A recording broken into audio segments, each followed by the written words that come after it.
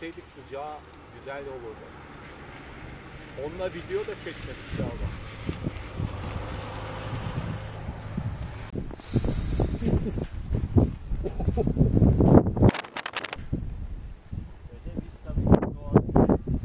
İyileştim. Ameliyattan sonra iyileştim. İlk gittik hemen sonbahar, hemen ardından kış, kar resmi. Çok mükemmel oldu. Birden kışa geçiş yaptık. Denk geldi yani. Böyle bir şey istesem olmazdı belki.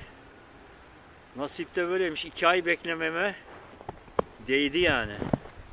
2 ay evde bayağı bir zorluk çektim ama doğaya çıkışım muhteşem oldu yani. Hem ortam muhteşem, sonbahar muhteşem, kış muhteşem. Zaten en sevdiğim 2 mevsim. Sonbahar ve kış. Yaz, ilkbahar bunların yeri ayrı tabi ama yani sonbaharla kış benim için muazzam bir fotoğrafçı için daha doğrusu aslında en güzel ortamlardan biri diyebilirim. O zaman videonun geri kalanını, güzellikleri izlemeye devam edin. Bak sakinleyin de. Ne diyorum ben ya Nurettin?